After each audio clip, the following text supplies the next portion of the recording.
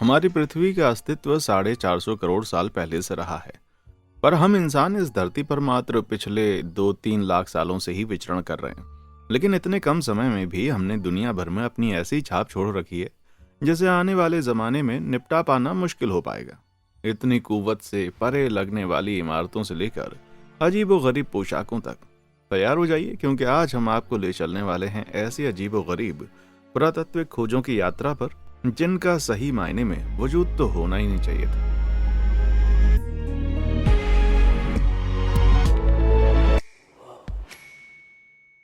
Dinosaurs के बीच में रहना। कुछ तथ्य ऐसे हैं जिनको सभी मानते हैं, जैसे कि पृथ्वी गोल है। मैं बड़ी मजेदार वीडियोस बनाता हूँ और डायनासोर करीब 6.5 करोड़ साल पहले विलुप्त हो गए थे। पर क्या वो सच में विलुप्त हो गए थे? क्योंकि इटली के शहर पैलेस्ट्रीना में स्थित इस प्राचीन मोजाइक को देखकर तो ऐसा नहीं लगता, क्योंकि दुनिया का सबसे बेहतरीन नाइलोटिक चित्र इसको माना जाता है। कला की ऐसी पद्धति जिसमें नील नदी को गैर इजिप्शियन नजरिए से दिखाया जाता है। लेकिन मैं ये पेंटिंग आपको किसी और वजह से दिखा रहा हूँ। क्या आपको इसमें कुछ अजीब दिख रहा है? नहीं? तो यहाँ कोने में बने इस प्राणी के बारे में आपका क्या ख्याल है? ये तो बिल्कुल किसी डायनासोर के जैसा दिख रहा है ना?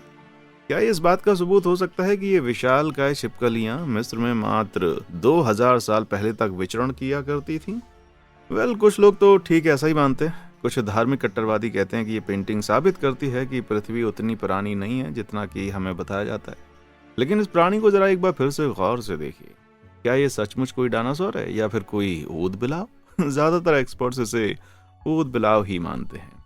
ये पेंटिंग नील नदी के नूबिया नामक इलाके को दर्शाती है, जहां पाए जाने वाले बड़े बड़े ऊद बिलाव काफी मशहूर हैं।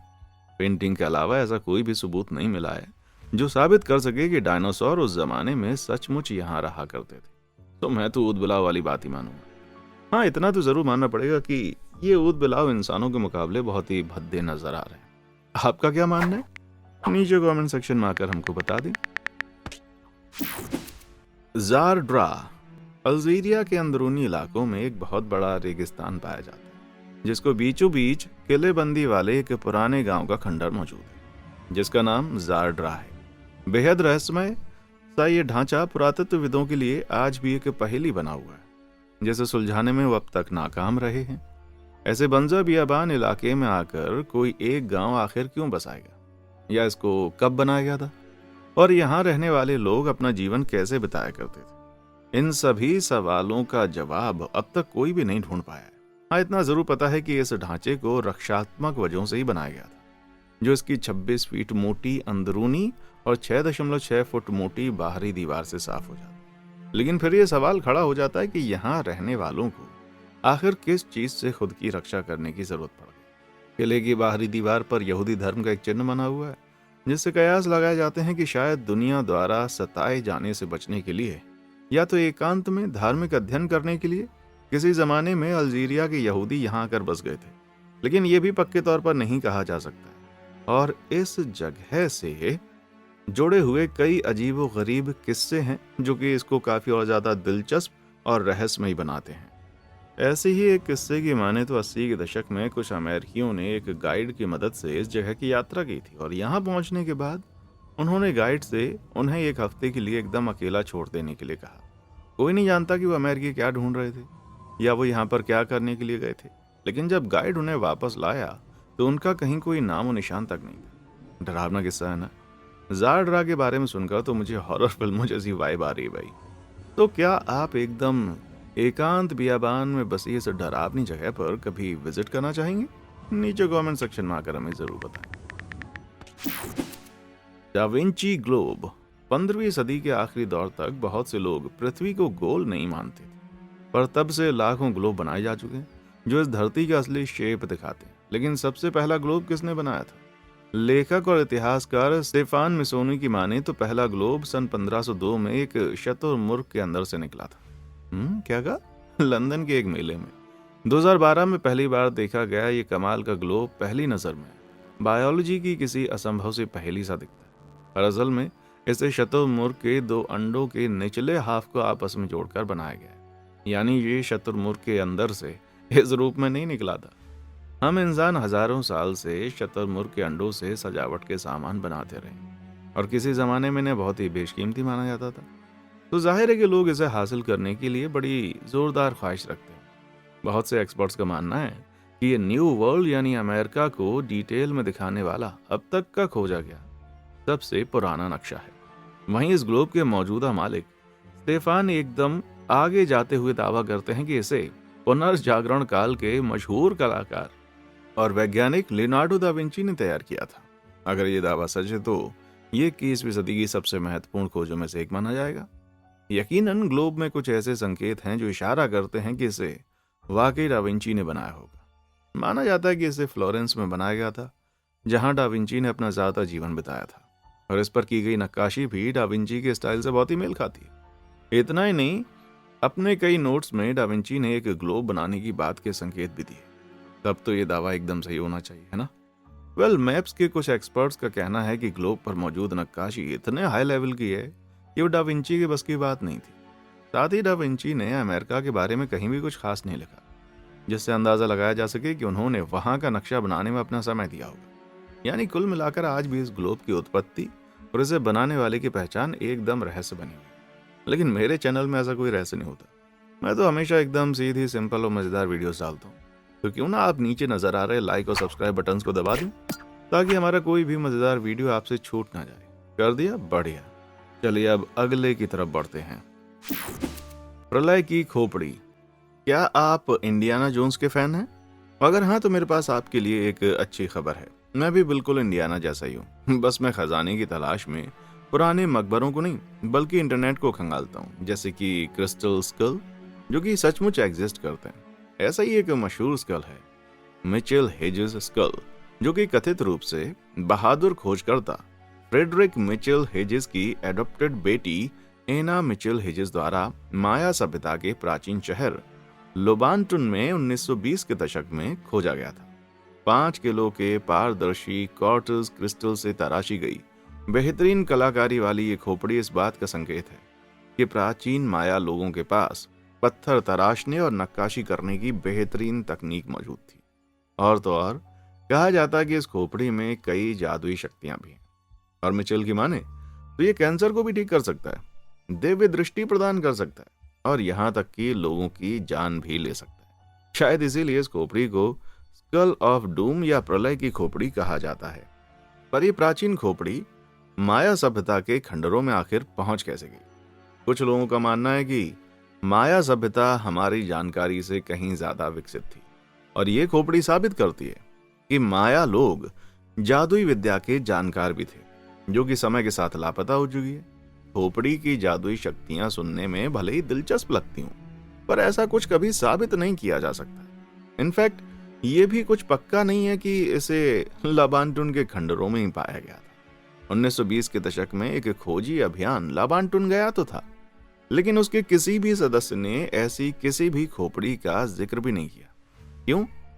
क्योंकि पता चला कि फ्रेडरिक मिचेल हेजेस ने उस खोपड़ी को 1943 में एक नीलामी के दौरान आज के हिसाब से $18,000 में खरीदा था।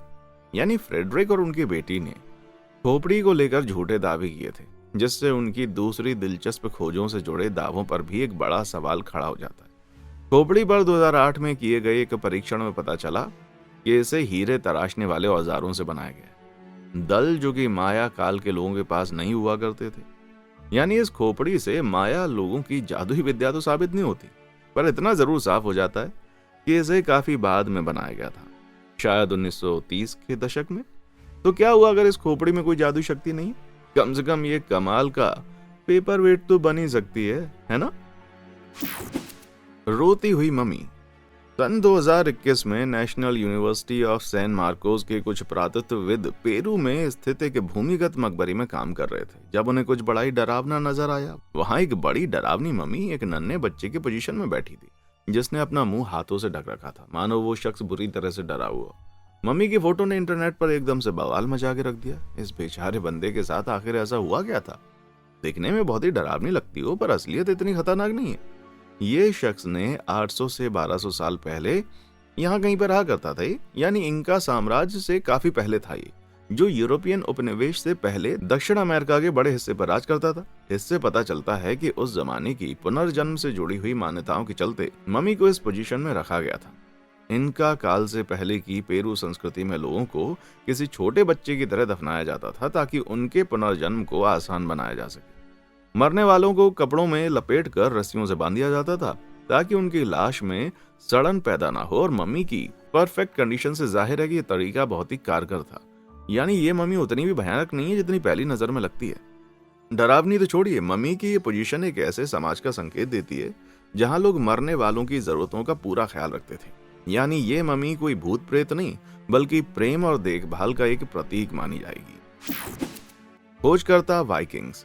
माना जाता है कि इटालियन खोजकर्ता क्रिस्टोफर कोलंबस यूरोप के सबसे पहले शख्स थे जिन्होंने साल 1492 में अमेरिकी मुख्य भूमि की खोज की थी। लेकिन स्कैंडिनेविया के वाइकिंग उससे भी कई सदी पहले इस पश्चिमी महाद्वीप पर पधार चुके थे, लेकिन वे न्यू फाउंडलैंड से आगे कभी नहीं गए थे, या कम से कम हमें तो ऐसे ही पता था। पर आज हम आपको बताएंगे मेन पेनी के बारे में, एक बेहद मामूली सा दिखने वाला सिक्का जो कि गोडार्ड पॉइंट मेन में शौकिया पुरातत्वविद डॉक्टर गाय मेलबर्न द्वारा 1957 में की गई खुदाई में पाया गया था। लेकिन जल्दी साफ हो गया कि ये कोई ऐसा वैसा सिक्का नहीं था। यह सिक्का 11वीं सदी में बनाया गया था, जिस पर ताज पहने हुए नॉर्वे के सम्राट ओलफ तृतीय का चित्र उकेरा हुआ था। यानी ये वाइकिंग्स द्वारा गढ़ा गया सिक्का था। लेकिन हमें तो वाइकिंग्स के सिर्फ न्यू फाउंडलैंड तक पहुंचने तक के सबूत मिलते हैं, जो कि मेन से पूरे 400 मील दूर हैं। तो फिर यह सिक्का मेन तक आखिर पहुंचा कैसे? आखिर वाइकिंग्स ने सचमुच हमारी मौजूदा जानकारी से ज्यादा उत्तरी अमेरिका के इलाकों तक सफर किया था, तो ये इतिहास की हमारी मौजूदा समझ को पूरी तरह से बदल के रख देगा। लेकिन बात इतनी सिंपल नहीं है। इस दावे को नकारने वाले कई लोग कहते हैं ये सिक्का असल में वाइकिंग्स द्वारा नहीं बल्कि बाद में आने वाले यूरोपियंस द्वारा मेन तक लाया गया होगा। वैसे मैं उनकी इस बात को मानना तो नहीं चाहता, लेकिन जब तक हमें इस सिक्के के अलावा वाइकिंग्स के कोई और सबूत नहीं मिल जाते तब तक उनकी बात ही ज्यादा दमदार मानी जाएगी। खैर जो भी हो, यह सिक्का अपने आप में एक रहस्य तो बना ही हुआ है, और इससे भी ये साफ हो जाता है कि उत्तर अमेरिका का इतिहास हमेशा हमारी मौजूदा जानकारी से कहीं ज्यादा पेचीदा है। अजीबोगरीब हेलमेट।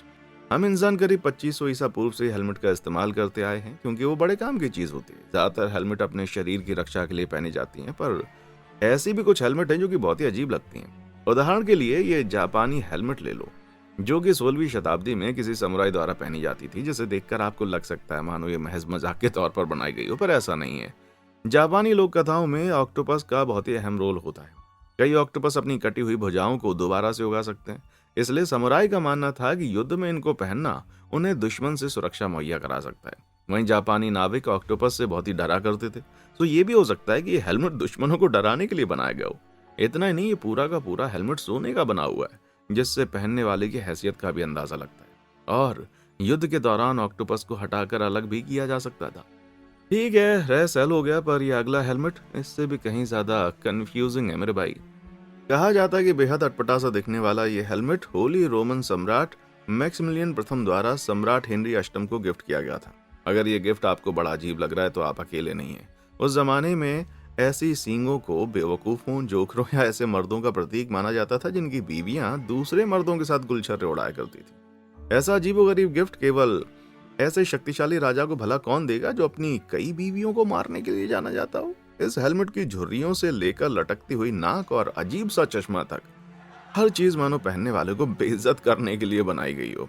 लेकिन मैक्सिमिलियन प्रथम और हेनरी अष्टम तो एक दूसरे के दोस्त हुआ करते थे, तो शायद ये कोई प्रैंक रहा होगा, पर मुझे ऐसा नहीं लगता। इस मास्क को लेकर आपकी क्या राय है, नीचे कमेंट बॉक्स में आकर हमें बताएं। मुस्लिम वाइकिंग्स। वाइकिंग्स का नाम सुनते ही आपके मन में बड़ी बड़ी दाढ़ियों वाले लंबे चौड़े लोगों का ख्याल आता होगा। साथ ही समंदर और नॉर्स पौराणिक कथाओं के देवताओं की तरफ ध्यान जाता होगा। पर क्या सभी वाइकिंग्स नॉर्स देवताओं को ही पूजा करते थे? नहीं, कुछ हैरत अंगेज खोजों के मुताबिक कुछ वाइकिंग्स असल में मुस्लिम हुआ करते थे। सही कह रहा हूँ। वाइकिंग्स द्वारा इस्तेमाल किए जाने वाले कफन पर अरबी में अल्लाह की कढ़ाई और वाइकिंग ब्रिटेन में अरबी सिक्कों के प्रचलन के सबूतों से साफ हो जाता है कि वाइकिंग्स का मुसलमानों से कोई ना कोई संबंध जरूर था। ऐसा ही एक बड़ा दिलचस्प आइटम मार्च 2015 में सामने आया था। ये अंगूठी 9वीं सदी में रहने वाली एक वाइकिंग औरत के मकबरे से बेरका, स्वीडन में बरामद हुई। ये अंगूठी रंगीन कांच की बनी हुई है, जो उस जमाने के स्वीडन में एक बड़ा ही दुर्लभ आइटम होता था। पर ये इस अंगूठी की सबसे खास बात नहीं है। आपको इस नग पर कुछ लिखा हुआ नजर आ रहा है क्या? असल में ये अरबी में अल्लाह के लिए लिखा हुआ है। ये अंगूठी बड़ी अच्छी कंडीशन में है, यानी ये औरत इसकी इकलौती मालिक रही होगी। इन सबूतों से एकदम स्पष्ट हो जाता है कि वाइकिंग्स का मध्य पूर्व में रहने वाले मुसलमानों से कोई सीधा संपर्क जरूर था। हो सकता है कि इस अंगूठी की मालकिन उत्तरी यूरोप में इस्लाम धर्म कबूल करने वाली पहली शख्स रही हो। इससे यह भी पता चलता है कि वाइकिंग सिर्फ शराब पीकर गांव के गांव तबाह करने के अलावा और भी बहुत कुछ किया करते थे भाई। पवित्र भाला, the holy lance, the holy lance of Longinus, the lance of destiny. इसे चाहे किसी भी नाम से पुकारा जाए, लेकिन किस्से कहानियों से घिरा ये भाला बड़ा मशहूर है, क्योंकि माना जाता है ईसा मसीह को सूली पर लटकाने के बाद ये भाला उनके शरीर में छुपाया गया था। अगर ये दावा सच है तो वो भाला इतिहास में कहीं गुम हो गया होगा, है ना? बिल्कुल नहीं। एक छोड़िए, बल्कि ऐसे चार अवशेष हैं जिन्हें उस पवित्र भाले का हिस्सा बताया जाता है। ऐसा पहला अवशेष कथित रूप से वेटिकन सिटी के सेंट पीटर्सबर्ग बेसिलिका में इस मूर्ति के नीचे दफन है। वैसे तो कैथोलिक चर्च आधिकारिक रूप से इस अवशेष की सच्चाई को पुष्टि नहीं करता, लेकिन पोप बेनेडिक्ट 14 के मुताबिक उन्होंने असली भाले के सिरे का एक चित्र 18वीं शताब्दी के मध्य में देखा था, जो मूर्ति के नीचे दफन टुकड़े से हुबहू मेल खाता था। वहीं ऐसा दूसरा अवशेष वियना के शाही खजाने में हिफाजत से रखा हुआ है। यह पौराणिक भाला बहुत ही अच्छी कंडीशन में, और किसी जमाने में लोग इसे स्पेयर ऑफ डेस्टिनी समझकर आशीर्वाद लेते थे, पर ऐसा नहीं था, क्योंकि टेक्नोलॉजी की मदद से पाया गया। ये 8वीं सदी में बना था, यानी यीशु के सूली पर चढ़ाए जाने के कई सदियों बाद। तीसरा अवशेष पाया जाता है आर्मीनिया के वगार शपथ में, जिसे कहा जाता है यीशु के शिष्य थेडियस यहाँ लेकर आए थे, और जो आज म्यूजियम में सभी के देखने के लिए रखा हुआ है। लेकिन इस भाले के दावे को सपोर्ट करने वाला सबसे पुराना सबूत 12वीं सदी का है, तो मुझे इस पर पक्का यकीन तो होने जरा। चौथा अवशेष पाया जाता है तुर्की के प्राचीन शहर एंटियोक में। प्रथम क्रूसेड के दौरान सन 1098 में पीटर बार्थोलोमियो नामक एक पादरी को सेंट एंड्रयू के दर्शन हुए थे, जिन्होंने पीटर को बताया कि यह भाला एंटियोक के एक गिरजाघर में दफन है। कमाल की बात है कि पीटर के वहां तलाश करने पर भाला सचमुच मिल गया, जिसे लेकर वो जंग में गए और ईसाई पक्ष को जीत दिलाई। इन कहानियों का कितना हिस्सा सच है हम पक्के तौर पर तो नहीं कह सकते, लेकिन इस तरह का कोई ना कोई भाला जरूर रहा होगा, जो अब इतिहास में शायद कहीं पर गुम हो चुका है। अफसोस, मैं तो दुनिया पर विजय प्राप्त करने के सपने भी देखने लगा भाई।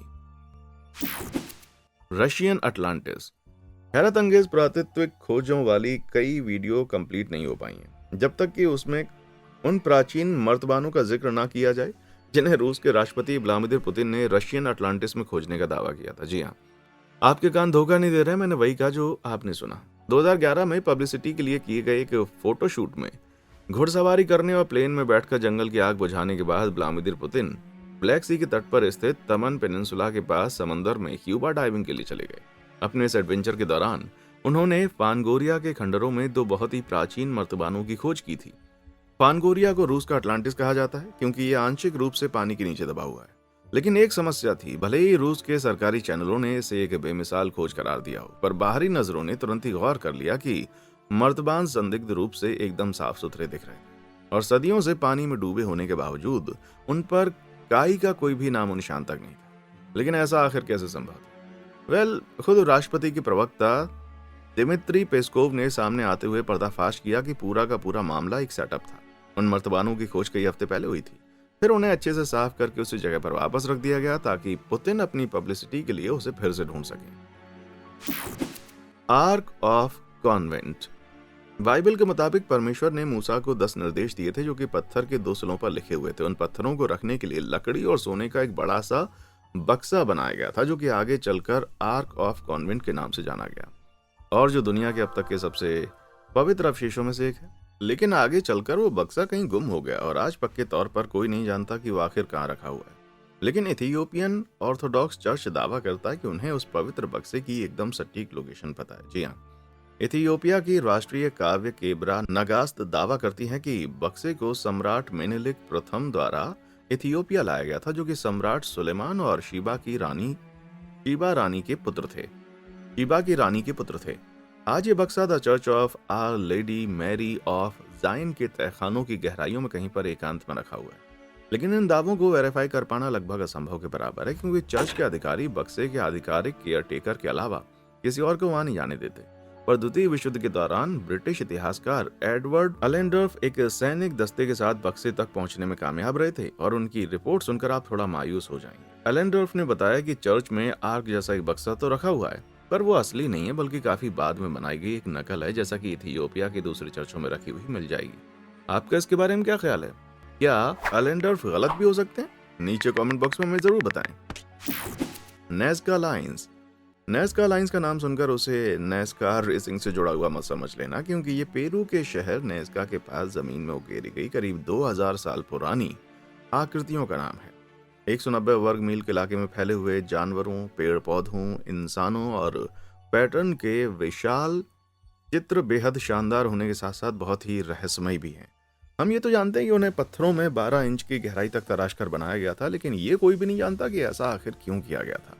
पायलट्स द्वारा 20वीं सदी की शुरुआत में इन चित्रों की खोज किए जाने के बाद से कई तरह के कयास लगाए जाते रहे। कुछ लोग कहते हैं कि इन्हें एस्ट्रोनॉमिकल उद्देश्य से बनाया गया था, लेकिन एस्ट्रोनॉमी की जानकार कहते हैं कि इन चित्रों का अंतरिक्ष के ग्रहों से किसी भी तरह का कोई संबंध नहीं। वहीं कुछ लोगों का कहना है कि असल में ये अंतरिक्ष में आने वाले एलियंस के लिए एक तरह के लैंडिंग पैड है। पर अफसोस कि एलियंस को शायद यहाँ लैंड करना पसंद नहीं आया, क्योंकि अगर ऐसा होता तो पेरू के इतिहास और पौराणिक कथाओं में ऐसी महत्वपूर्ण घटनाओं का लंबा चौड़ा जिक्र जरूर होता। दूसरा ये कि पूरा का पूरा अंतरिक्ष पार कर लेने वाली यूएफओस को लैंड करने के लिए ऐसी मामूली लाइनों की जरूरत पड़ेगी क्या? मुझे तो नहीं लगता। कुछ एक्सपर्ट्स का दावा है कि उस जमाने के लोगों ने इन्हें आसमान से देवी देवताओं द्वारा देखे जाने के लिए बनाया गया था। ये भी हो सकता है कि ये लाइनें किसी पवित्र जगह का रास्ता बता रही हूँ, जिन पर चलते हुए श्रद्धालु अपना तीर्थ पूरा कर सकते हो। क्योंकि नेस्का संस्कृति प्रागैतिहासिक काल में बसी हुई थी, इसलिए हमारे पास इन दावों को पुष्टि करने के लिए कोई भी लिखित रिकॉर्ड तो मौजूद नहीं है। इन्हें किसी भी मकसद से बनाया गया रहो, पर इन्हें बनाने वाले मनुष्य की कारीगरी की दाद तो देनी पड़ेगी। और क्या पता भविष्य में एलियन यहाँ लैंड कर जाए, लेकिन भव्य स्वागत की उम्मीद लेकर उतरने वाले उन बेचारों का दिल टूट जाएगा जब वो देखेंगे कि यहाँ तो एकदम बियाबान सन्नाटा छाया हुआ है भाई। मूर्तियों का जखीरा।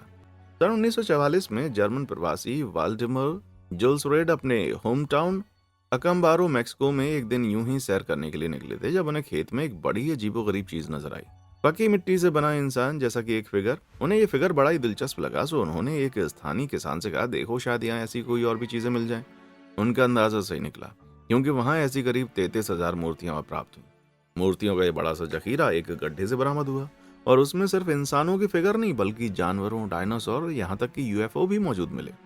वाल्डेमोर को पूरा यकीन था कि ये जखीरा बहुत ही प्राचीन था, जो साबित करता है कि इंसान और डायनासोर धरती पर एक साथ मौजूद थे, और ये भी कि पुराने जमाने में एलियंस हमारी पृथ्वी पर आ चुके हैं। धर्मांध लोगों ने इसे सबूत के तौर पर पेश करना शुरू कर दिया कि ईश्वर द्वारा पृथ्वी की रचना महज कुछ हजार साल पहले की गई थी। मूर्तियों का जखीरा अगर सचमुच उतना प्राचीन था तो इतिहास की हमारी अब तक की जानकारी को एकदम उलट पुलट कर रख देने वाला था, लेकिन ऐसा हरगिज था नहीं।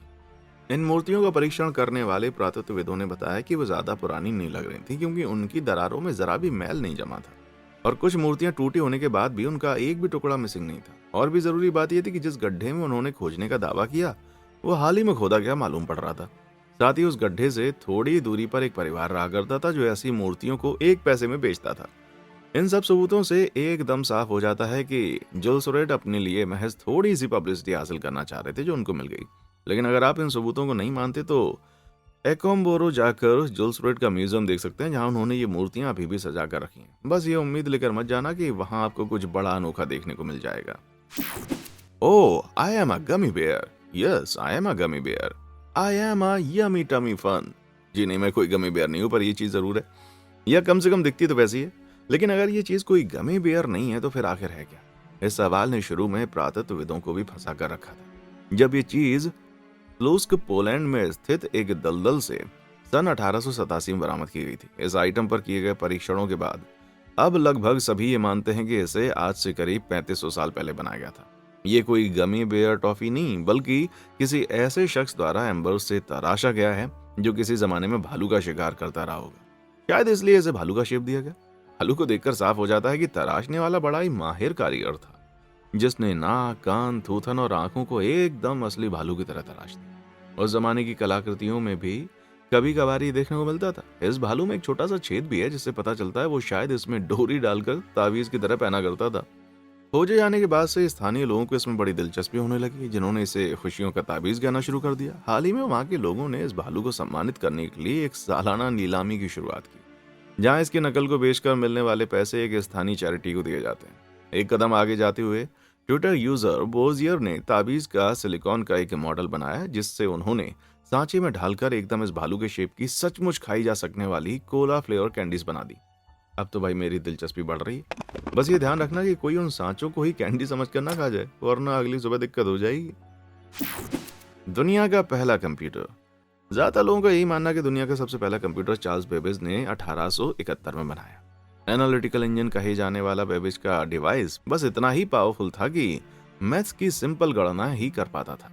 लेकिन अगर मैं आपसे कहूं कि दुनिया में उससे भी कहीं ज्यादा पुराना एक कंप्यूटर मौजूद है, तो ये उस कंप्यूटर को फिर से बनाया गया एक मॉडल है, इसलिए इतना नया लग रहा है। पर असली वाला पुराना मॉडल ये रहा। ये कमाल का डिवाइस पहली सदी ईसा पूर्व में बनाया गया, जिसे ग्रीस के एटिकाइथेरो तट पर डूबे हुए एक जहाज से 2000 सालों बाद बरामद किया गया। एटिकाइथेरो मैकेनिज्म कहे जाने वाले सिंपल कंप्यूटर की खोज ने दुनिया भर के वैज्ञानिकों और इतिहासकारों के बीच एकदम भूचाल ला के रख दिया। माना कि यह आपके एप्पल मैकबुक के सामने कुछ भी नहीं है, लेकिन इसमें बेहद जटिल गियर सिस्टम का इस्तेमाल किया गया था, जो आगे चलकर सदियों बाद मध्यकालीन युग में बनाए गए चर्चों की घड़ियों से पहले कहीं पर भी देखने को नहीं मिलता है। प्राचीन यूनानी लोग इन्हें ज्यादातर ग्रहों की पोजीशन और सूर्य एवं चंद्र ग्रहण का दशकों पहले से पता लगाने के लिए इस्तेमाल करते थे। इस डिवाइस पर 12 राशियों के चिन्ह बने हुए हैं। साथ ही प्राचीन मिस्र के कैलेंडर के दिन और महीनों के नाम ग्रीक भाषा में लिखे। इसके सामने वाले हिस्से पर शायद किसी आकाशगंगा के चित्र बने। हाथ से चलने वाले क्रैंक से इसका गियर घुमाने से यंत्र का डायल घूमता था। ऐसा करके किसी भी खास दिन पर चांद और सूरज की सटीक पोजीशन बताई जा सकती थी। साथ ही ग्रहण के बारे में भी काफी पहले से बताया जा सकता था। यह अपने आप में ही एक बड़ी हैरत अंगेज बात है, क्योंकि अब तक इसके जैसा दूसरा कोई डिवाइस नहीं बन पाया है। आज इस प्राचीन कंप्यूटर के सभी हिस्से एथेंस के नेशनल आर्कियोलॉजिकल म्यूजियम में डिस्प्ले किए जाते हैं, जहां इसकी एक कॉपी भी रखी है, जैसा कि वो उस जमाने में दिखता रहा होगा। लेकिन इतने लंबे समय से परखे जाने के बावजूद ये सिंपल सा कंप्यूटर आज भी अपने आप में कई सारे रहस्य छुपाए हुए हैं। जैसे कि इसको बनाया किसने, इसके जैसा कोई दूसरा डिवाइस अब तक क्यों नहीं मिला, क्या इस पर मारियो गेम चल जाएगा। तो आज के लिए बस इतना ही। इनमें से किस हैरत अंगेज खोज ने आपको सबसे ज्यादा चौंकाया? क्या कोई और भी ऐसी खोज है जिसे हमें इस वीडियो में दिखाना चाहिए था? नीचे कमेंट बॉक्स में आकर हमें जरूर बताएं। और देखने के लिए शुक्रिया।